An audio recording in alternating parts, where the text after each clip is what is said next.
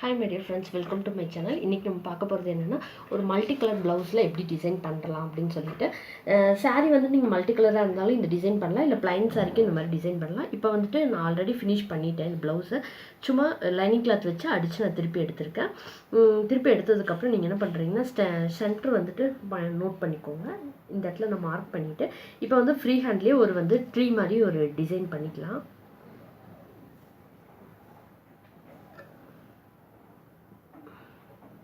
Design பண்ணிக்கோங்க. இந்த இடத்துல நீங்க வர வேண்டிய தேவையில்லை, அதனால அந்த இடத்துல கொஞ்சம் கேப் விட்டுருங்க. இப்போ வந்துட்டு நான் இந்த மாதிரி ஒரு கயிறு வந்துட்டு நான் ரெடி பண்ணி வச்சிருக்கேன். இது எப்படி ரெடி பண்றோம்னு நான் ஆல்ரெடி ஒரு வீடியோ போட்டிருக்கேன். பார்க்காதவங்க அந்த வீடியோ பாருங்க. இல்லைன்னா நான் டிஸ்கிரிப்ஷன்ல கொடுக்குறேன், நீங்க அதையும் பார்த்துக்கோங்க. ஃபர்ஸ்ட் நான் இப்போ ஃப்ரீ ஹேண்ட்ல இதை டிரா பண்ணிட்டேன். டிரா பண்ணதுக்கு அப்புறம் நீங்க என்ன பண்றீங்கன்னா ஃபர்ஸ்ட் பிரான்ச்சஸ்ல எல்லாம் நம்ம வந்துட்டு இதை அட்டாச் பண்ணிட்டே வரலாம். அட்டாச் பண்ணிட்டு வந்ததுக்கு அப்புறம் நம்ம இங்க சென்டருக்கு மார்க் பண்ணலாம். ஃபர்ஸ்ட் இந்த இடத்துல இதே மேலேயே கரெக்டாக அது மேலேயே வச்சுட்டு நீங்கள் ஸ்டிச் பண்ணுங்கள்.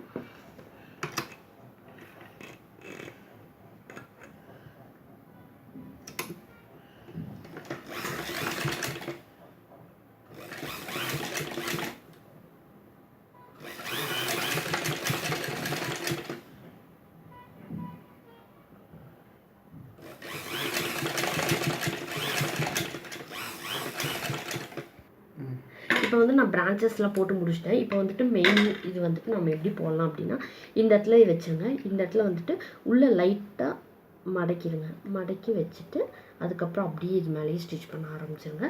ஆனால் நீடில் மட்டும் ரொம்ப இந்த நீடில் பாயிண்ட் வந்துட்டு நல்லா இருக்கிற மாதிரி பார்த்துட்டு செக் பண்ணிவிட்டு போடுங்க. அப்படின்னா தான் உடையாது, இல்லைன்னா உடஞ்சிடும்.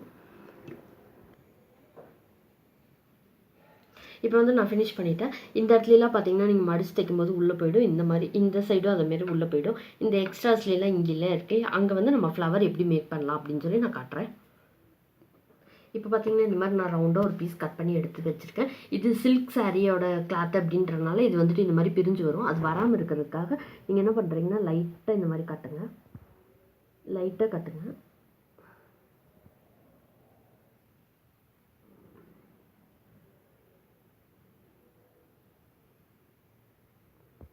கட்டினீங்கன்னா அதுக்கப்புறம் இது வரவே வராது. எங்கெல்லாம் வருதோ அந்த இடத்துல கட்டிடுவேன்.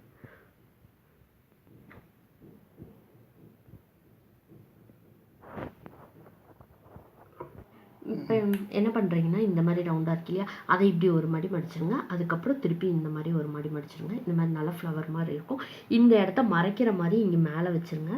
மேலே வச்சுட்டு மிஷின் தையல் போட்டிங்கன்னா அவ்வளோ ஃபினிஷிங் நல்லா இருக்காது. ஸோ அதனால் கையிலேயே தையல் போட்டுருங்க.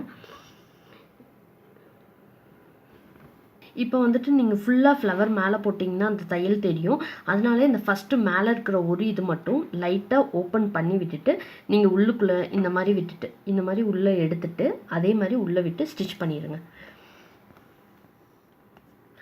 இப்போ நீங்கள் இப்படி ஸ்டிச் பண்ணிட்டு இப்படி மேலே பண்ணீங்க அப்படின்னீங்கன்னா அந்த தைச்சிருக்கிறது வெளியே தெரியாது, ரொம்ப அழகாக இருக்கும்.